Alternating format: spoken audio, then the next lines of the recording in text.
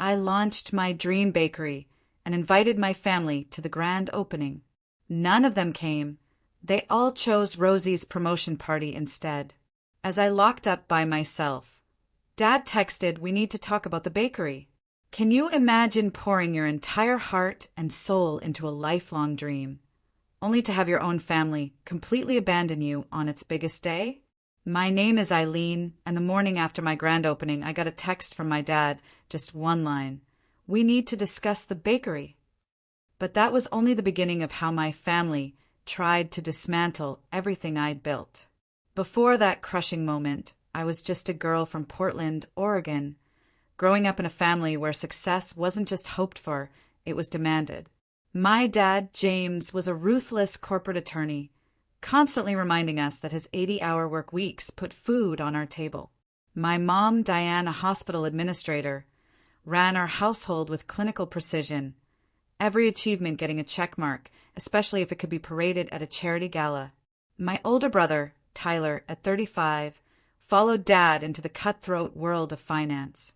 He'd send expensive, impersonal gifts and talk about market trends I barely understood.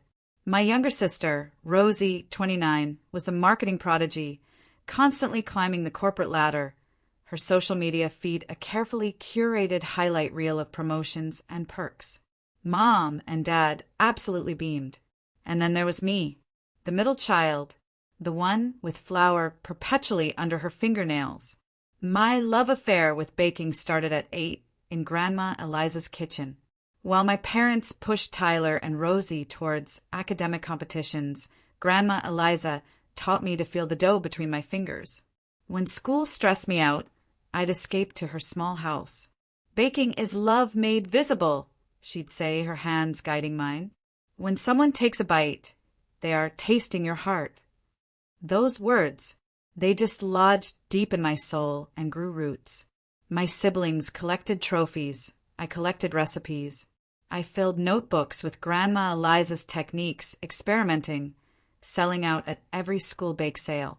My family, they saw it as cute. "It's a nice hobby, Eileen," Mom would say, emphasizing hobby in a way that made it clear it wasn't a career. "But you need to focus on college applications." During high school, I worked at Bailey's Bake Shop. Mrs. Bailey, the owner, became my second mentor. Grandma taught me tradition. Mrs. Bailey taught me business, profit margins, inventory, customer service. She showed me my dream could be real. "You have magic in your hands," she once told me.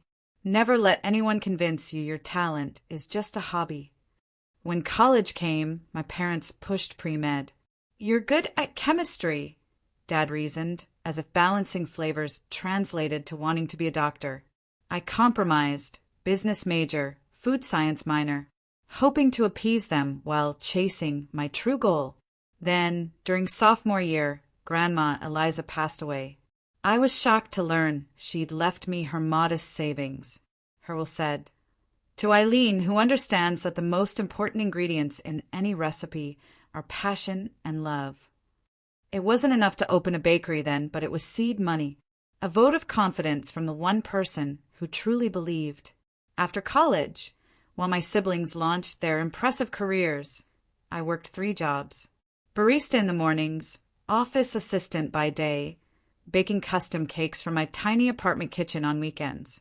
My family called it my finding myself period, expecting me to eventually give up. "Law school is still an option," Dad would mention. "The hospital has a management training program," Mom would add. But my vision for sweet gatherings grew clearer with each passing year. I wanted a place like Grandma Eliza's kitchen, a gathering spot where people connected over delicious, soulful food, a community hub. For 7 years I worked, saved, researched, refined. Each step brought me closer. My family still saw it as a phase. Finally, the perfect location, a corner storefront with big windows, exposed brick and hardwood floors. Character. It was within budget, thanks to Grandma Eliza and my relentless saving. When I called my family with exciting news about signing the lease, their reactions were exactly what I expected, yet still disappointing. A retail lease in this economy. Dad's voice, Send me the paperwork. Better yet, I could invest and guide it properly. I knew what that meant, his money, his control, until Sweet Gatherings was unrecognizable. Mom was equally disheartening. Honey, the restaurant industry has such a high failure rate. It's not too late for grad school. Rosie's backhanded compliment cut deepest. Wow, going full steam ahead with the baking thing. That's so brave of you. I could never risk financial security for a passion project. But that's what makes you special, right? You've always marched to your own drum. Tyler, always between meetings, was brief. Send me your business plan, 5-year projections. Account for first-year losses? Marketing budget? Stress test your model. No congratulations, just skepticism. Despite them, I threw myself into preparations. Renovations, permits, menu refinement. Every night, exhausted but fulfilled. I was living my dream. During this time, I found my real support system. Annie from Bloom and Grow Flowers next door, bringing coffee and encouragement. Marcus from Cornerstone Books across the street, offering marketing advice, promising to stock my pastries. We newcomers need to stick together, Annie said. This neighborhood has real community potential, and businesses like yours will be the heart of it. As opening day approached, I created a special menu, items inspired by my family, hoping these namesake creations would communicate what I struggled to say, that despite our differences, they mattered to me. James' Power Breakfast Scone, Diane's Elegant Earl Grey Cake, Tyler's Wall Street Walnut Brownies, Rosie's Marketing Maven Macarons, and at the center a special corner for Grandma Eliza, her photo, her handwritten recipe cards, her old wooden rolling pin. 3 weeks before opening, I sent personalized embossed invitations. Each included a personal note explaining how much their presence would mean. The responses trickled in. Dad would try to make it if court adjourns early. Mom had board meetings that week. Rosie had work crazy right now. Tyler would check calendar. I tried not to let their lukewarm responses dampen my excitement. Maybe seeing the finished bakery, tasting the treats named after them, would change their perspective. Then, 1 week before my grand opening, Rosie called, bubbling. I got the promotion to senior marketing director. The company's throwing a huge party next Saturday. Everyone will be there. You'll come, right? My heart sank. Her celebration was the exact same day as my grand opening. Before I could even respond, my phone buzzed. Messages from Mom and Dad. Did you hear about Rosie's amazing news? So proud. Dinner reservation at Morton's after Rosie's party. Family table for 5. They'd automatically included me in her celebration, completely ignoring the conflict with my grand opening, which they'd known about for weeks.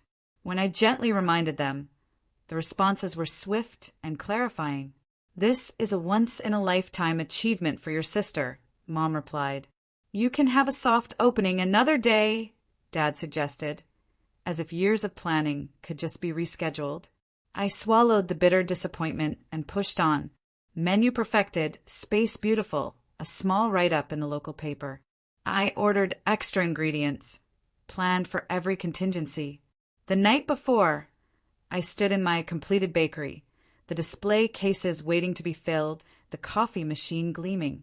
Hope bloomed, foolishly perhaps, that maybe, just maybe, seeing it in all its glory would change everything. I woke at 3:30 a.m. on opening day, too excited to sleep. The kitchen filled with the comforting scent of vanilla, cinnamon, fresh bread. Each pastry crafted with precision and love.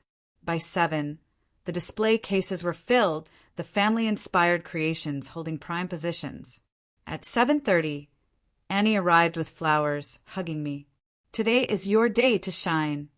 Marcus brought a handmade sign for his bookshop, directing customers my way, and a small, business-warming gift. As 9 a.m. approached, I checked my phone. Nothing from family. I sent a group text with a photo, all set for opening. Hope to see you soon. Still nothing. At 9, I unlocked the doors. Open. A steady stream of neighbors and locals filled the morning. The feedback was overwhelmingly positive. Best cinnamon rolls I've ever had. I'm making this my regular morning stop.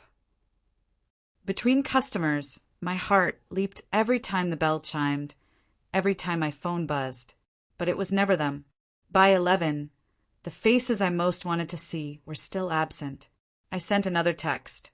Great turnout so far. Special treats with your names on them waiting for you. No response. At noon, during a brief lull, I checked social media. Mistake. My feed was flooded with photos from Rosie's promotion party, already in full swing. Dad raising a champagne toast in a sleek hotel ballroom. Mom adjusting a congratulations director Rosie banner. Tyler, who'd apparently flown in, arm around Rosie. My mother's caption stabbed deepest. So proud of our successful daughter.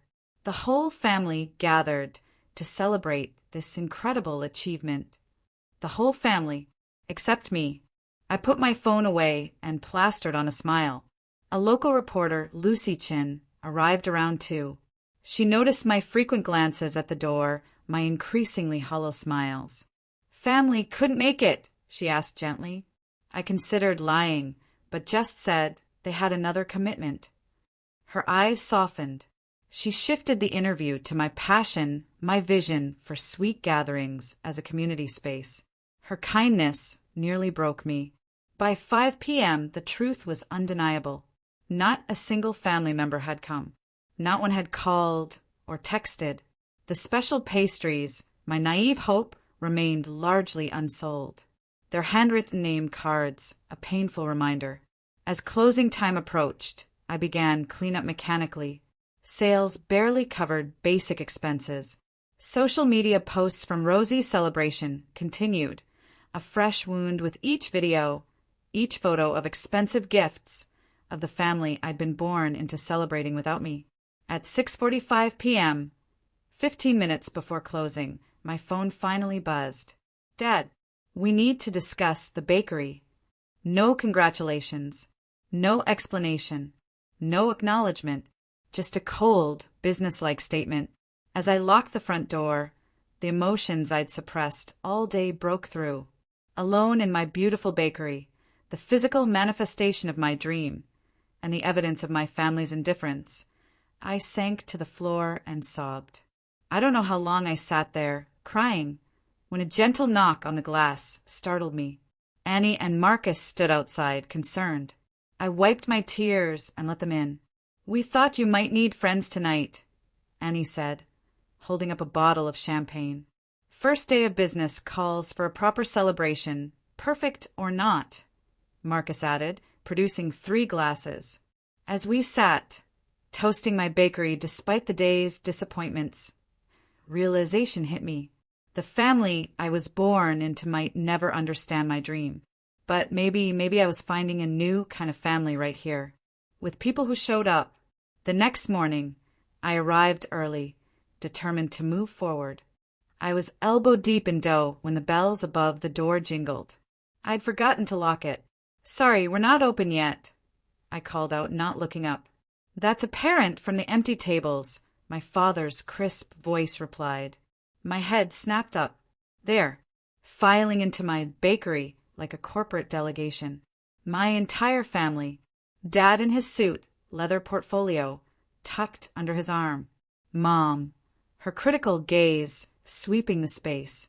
Rosie, sunglasses on her head, designer bag swinging, and a tablet in her hand, displaying Tyler's face, video calling from New York.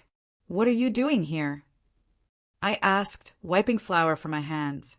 Family meeting, Dad announced, selecting the largest table. We need to discuss the bakery situation. I'm preparing for customers, I said, glancing at the clock. We open in 30 minutes.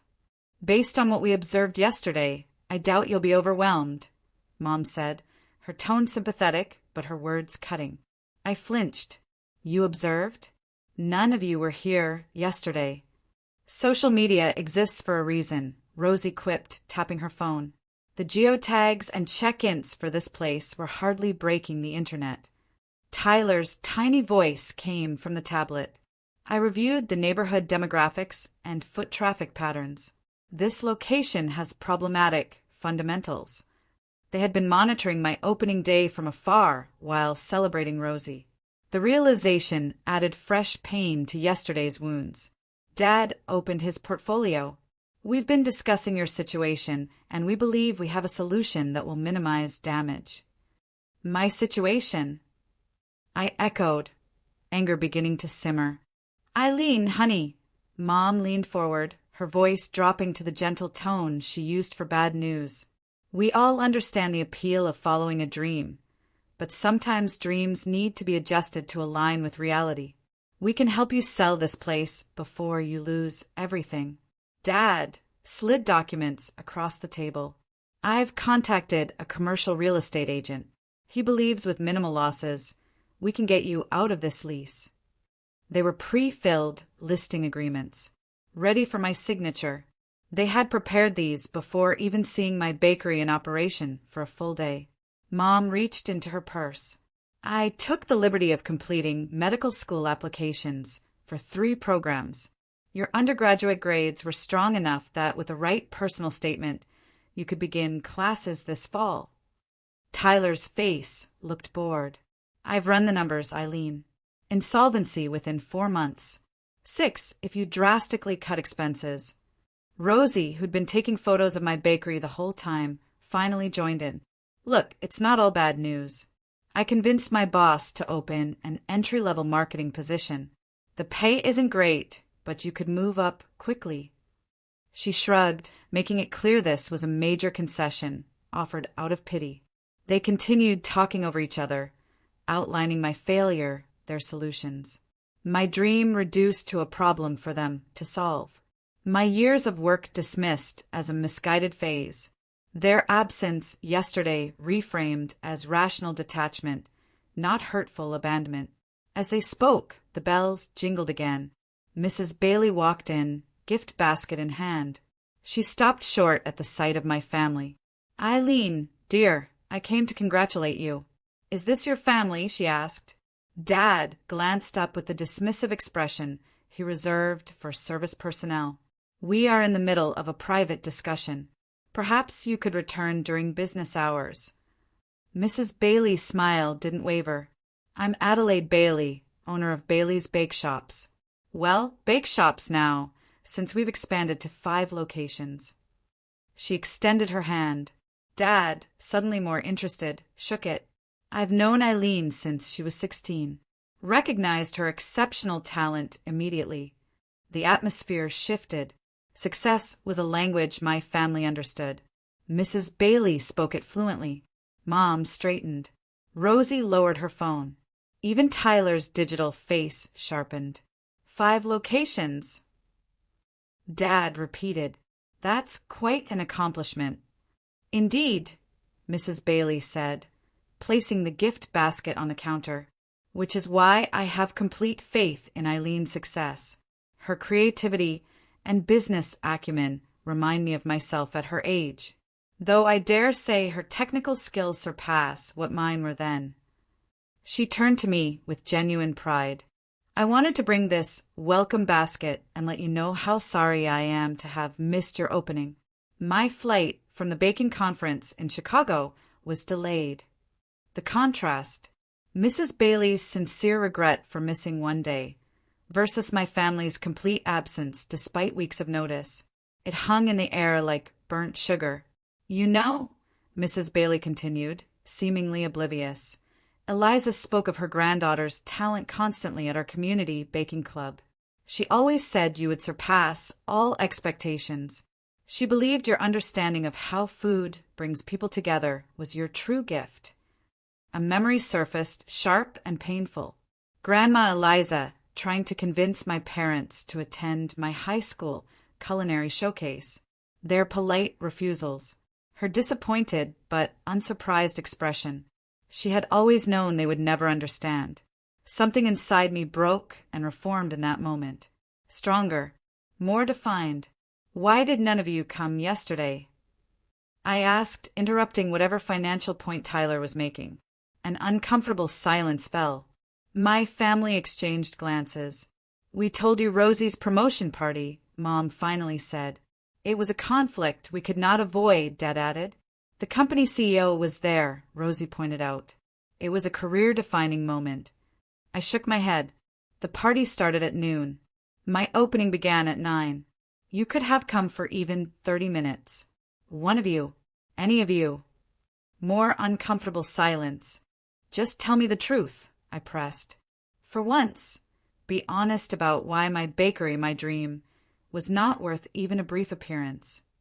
It was Tyler who finally spoke the truth, his digital presence perhaps making honesty easier. The family discussed it and decided that attending Rosie's event sent the right message about what achievements the family values. The words hit me like a physical blow. You discussed it? All of you? You made a collective decision not to support me. Mom flushed but lifted her chin defensively. Real achievements deserve real celebrations, Eileen. Your sister has worked incredibly hard. And I haven't. I gestured around my bakery, my voice rising. I've worked 3 jobs for 7 years to save for this place. I've tested hundreds of recipes, built a business plan, secured a lease, navigated permits and health codes, and created something from nothing. How is that not an achievement? It's a nice effort, Dad said in his patronizing tone. But let's be realistic about the difference between opening a small bakery and becoming the youngest director in a Fortune 500 company. We're trying to help you, Mom added, before this situation becomes any more financially damaging. Dad tapped the listing agreements. You have 2 choices, Eileen. You can sign these papers and begin the process of extracting yourself from this mistake with our help. Or you can continue on this path without our support, financial or otherwise. The ultimatum hung in the air. I looked at each of their faces, seeing not malice, but a genuine belief that they were acting in my best interest. They truly could not see the value in what I had built because it didn't align with their definition of success. Mrs. Bailey placed a steadying hand on my shoulder. The first customers of the day were peering through the front windows. I think you all need to leave now, I said quietly. I have a business to run.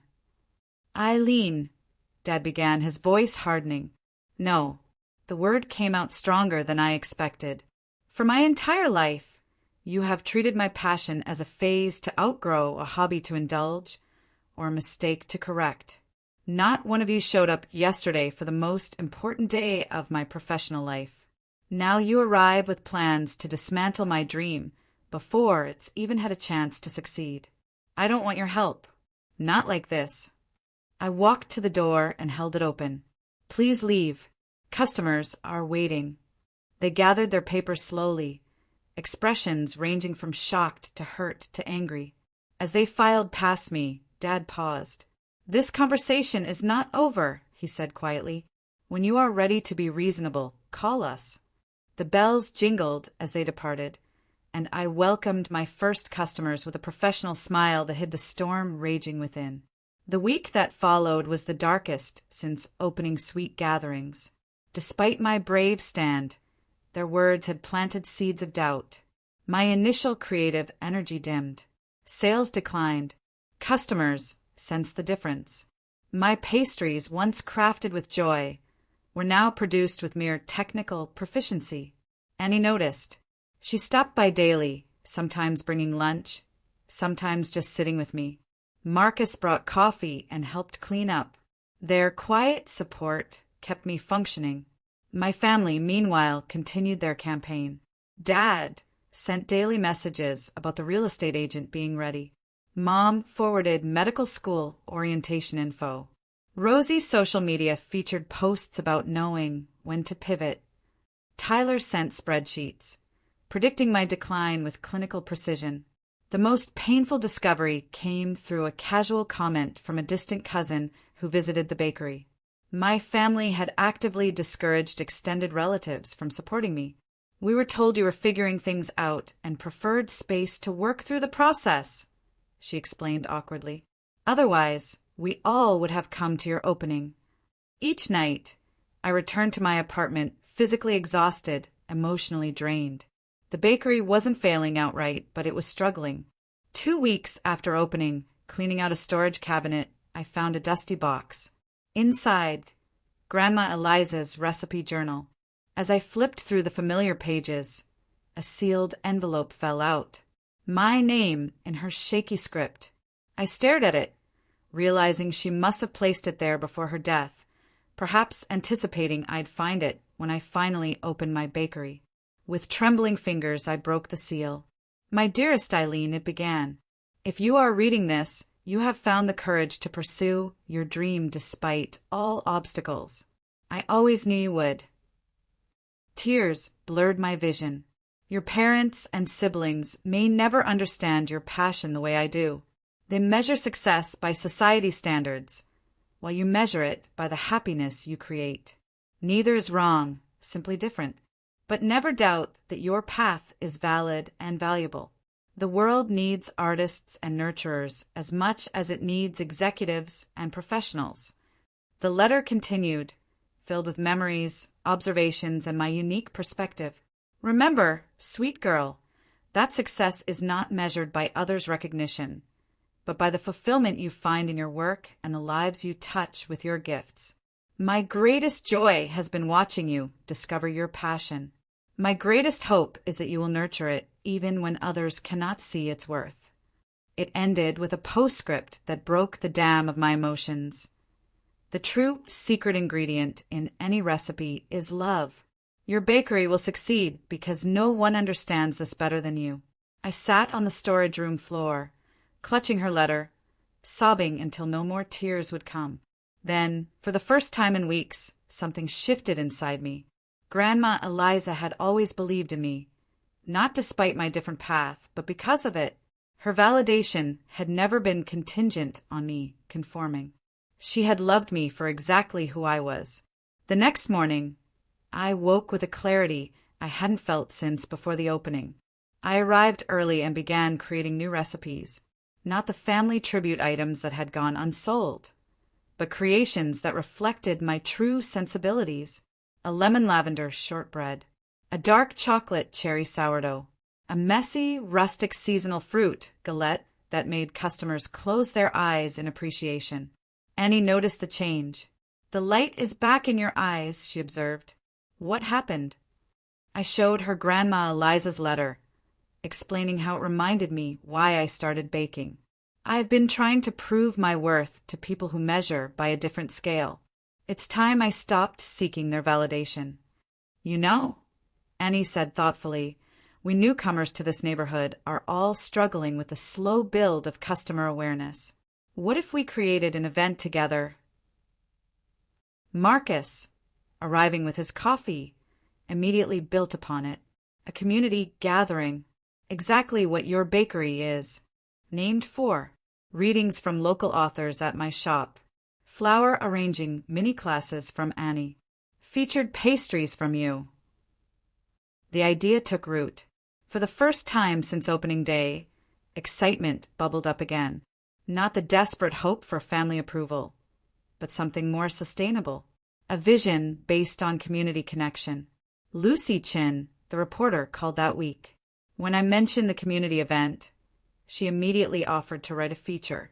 This is exactly the kind of local business cooperation the Chronicle likes to highlight. It could draw attention from throughout the city. That evening, I made the most difficult decision since opening the bakery.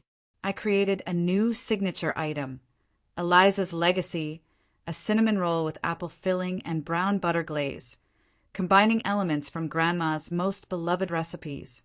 I placed it prominently, with a small card explaining its significance. What I didn't do was create any new items bearing my immediate family's names or send them invitations to the community event. The announcement would be public. Whether they attended would be their choice. As I locked up that night, my phone buzzed. Another text from Dad. "The commercial property market is heating up. We should list soon before values decline further. Call me." For the first time, I didn't feel a stab of pain or doubt. Instead, I felt calm certainty. I was choosing my own path. Whether Sweet Gatherings succeeded or failed, it would do so on my terms. The next 3 weeks were a whirlwind. Annie, Marcus, and I planned the community gathering. It grew into a neighborhood-wide celebration. The vintage clothing boutique offered a fashion show. The craft brewery made a special ale. The yoga studio held free mini-sessions. I wasn't seeking external validation. I was focused on authentic connection. My social media shifted from perfectly staged food photos to behind-the-scenes glimpses, stories of recipe development, of relationships forming between customers. The response was immediate, positive. Lucy Chen's article appeared 2 weeks before the event, highlighting the collaborative spirit. Sweet Gatherings bakery owner Eileen Marshall exemplifies the community-focused entrepreneurship, revitalizing the district, she wrote. Her approach treats food not just as a product, but as a medium for human connection. The article was shared widely. My social media followers grew. For the first time, my bakery gained genuine momentum. I didn't send my family invitations, but I posted public announcements. The morning of the event arrived with perfect early autumn weather.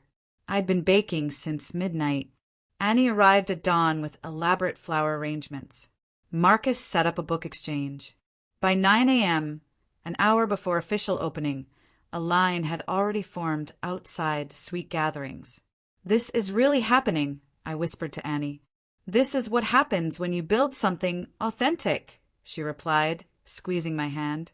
When we opened the doors, people flowed in, filling the bakery with energy. The display cases emptied faster than I could restock. Eliza's legacy sold out within the first hour. Every table was filled, customers sharing space, quickly becoming conversation partners. The community I had envisioned was manifesting before my eyes. Mid-morning, a familiar figure appeared at the counter, Mrs. Bailey beaming, with 3 other women. "Eileen, these are some of my former employees who have gone on to open their own successful bakeries. We've formed something of a mentorship network, and we'd love to have you join us." I was overwhelmed. My phone buzzed with notifications. Photos from the gathering were being shared widely by food influencers. #Sweet Gatherings was trending locally. By noon, I realized I'd underestimated the turnout. Pastry supplies were dangerously low. I was considering an early closure when Lucy Chen arrived with the owner of Riverfront Restaurant, a popular farm-to-table establishment. "Mark has an interesting proposition for you," Lucy said. Mark had been sampling my pastries. "Your flavor profiles and commitment to quality ingredients align perfectly with our ethos. We'd start with a small weekly order, but if it works well, we could expand significantly." As I discussed logistics, a woman photographed my menu and display case. She introduced herself as a representative from the Small Business Development Grant Committee. "We focus on innovative local businesses that contribute to neighborhood revitalization. Your collaborative approach is exactly the kind of economic development model we seek to support. I'd love to send you grant application materials." The day exceeded all expectations. By closing time, Sweet Gatherings had served more customers in one day than in the entire previous week. Every pastry had sold. Business connections had formed. Most importantly, the bakery had established itself as a genuine community hub. Tallying receipts that evening, my phone buzzed. An unexpected text. "My father saw the coverage of your event today. Congratulations on the turnout. Available to discuss business growth strategies if interested." No warmth, no admission of his dismissiveness, but an acknowledgement of observable success. Messages from the rest of the family followed. "Mom, your bakery looked lovely in the photos. The flower arrangements were exquisite. You always did have an eye for aesthetics. Rosie, that social media strategy is generating serious engagement. My team referenced your community building strategy today. Tyler, wholesale accounts provide stable revenue streams. The restaurant connection is worth pursuing. Can send comparative analysis if helpful." Their messages reflected their unchanged perspectives, each viewing my success through their particular professional lens, rather than understanding what truly mattered to me. Yet there was a new tone of respect, however grudging.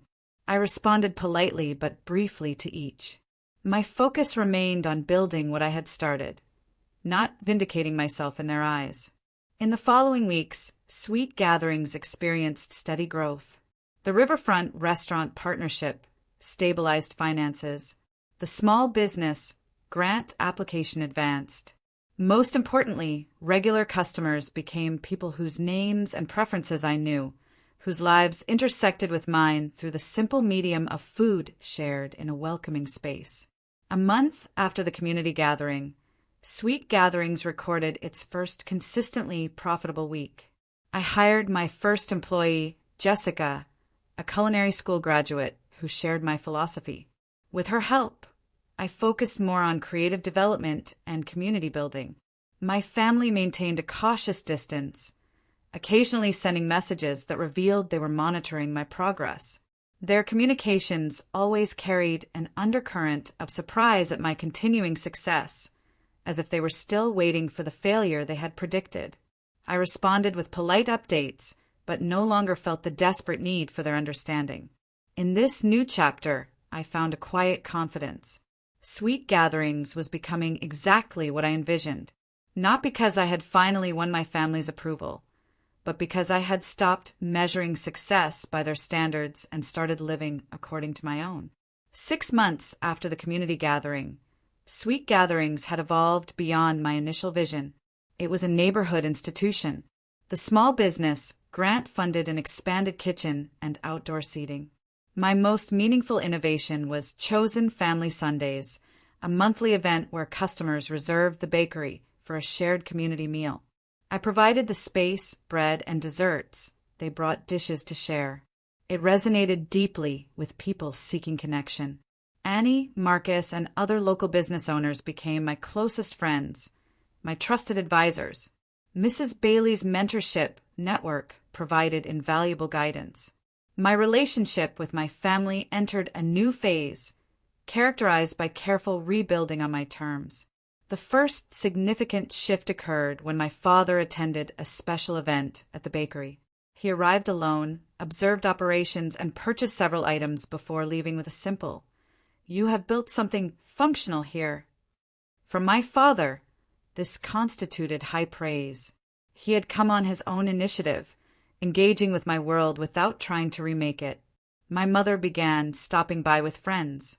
"I told my hospital board about your bakery," she mentioned during one visit, a hint of genuine pride in her voice. Several of them have become regular customers. Rosie's approach to reconciliation involved professional respect first. "Your social media presence has serious engagement metrics," she noted. "My team actually referenced your community-building strategy." Later, more quietly, she added, "I think I've been comparing our accomplishments since we were kids. Maybe we could just be sisters instead of competitors." Tyler made the most dramatic gesture, flying in from New York specifically to visit. He arrived with his usual spreadsheets, but also with uncharacteristic humility. "Your financial trajectory has defied standard industry projections," he admitted. "I was working from models that didn't account for the community investment factor you prioritized. There are some lessons here for traditional business approaches." I welcomed these overtures with cautious optimism. The wounds from their absence and intervention had healed, but left scars. I established boundaries around how we discussed my business and choices. "I'm open to rebuilding our relationship," I told my father during an honest conversation. "But that requires acceptance of who I actually am, not who you wish I would become." The most profound healing, however, had nothing to do with family reconciliation. It came from the realization that my worth was not determined by their validation. The journey from seeking their approval to finding my own measure of success had transformed me in ways that extended far beyond business ownership. As Sweet Gatherings thrived, I expanded the space to include Eliza's Corner, featuring my grandmother's photo, recipe books, and a small library. This became the heart of our community outreach. Free baking classes for underprivileged youth, weekly senior citizens coffee gatherings. A year after opening, Sweet Gatherings was featured in a national publication article on community-centered business models. Marshall has created more than a successful business, the article concluded. She has established a template for how commercial spaces can foster genuine community in an age of digital isolation. On the first anniversary of Sweet Gatherings, we hosted a celebration that filled the bakery and spilled out onto the sidewalk. My family attended, not as central figures, but as guests among many, taking their place in the wider community that had embraced my vision. As I looked around, I realized how perfectly the reality had come to match the name I had chosen. Sweet Gatherings had indeed become a place where sweetness, both literal and metaphorical, brought people together. The journey hadn't followed the path I initially imagined, but it had led to a destination more meaningful than I could have planned. The most valuable lesson I learned was not about business strategy or even baking. It was about the nature of validation and the source of true confidence. My family's inability to recognize the value in my dream had initially seemed like the greatest obstacle. In reality, it became the catalyst for my most significant growth. Sometimes our dreams succeed not despite family disappointment, but because it forces us to find our true strength. When external validation disappears, we must learn to trust our own vision and values. That painful process of separation and self-trust ultimately leads to more authentic achievement than success that comes through conforming to others' expectations. I had to find my own strength, my own chosen family, and my own definition of success. Have you ever felt like you had to choose between your passion and someone else's expectations? How did you find your path? Tell me your story in the comments below. I'd really love to hear it.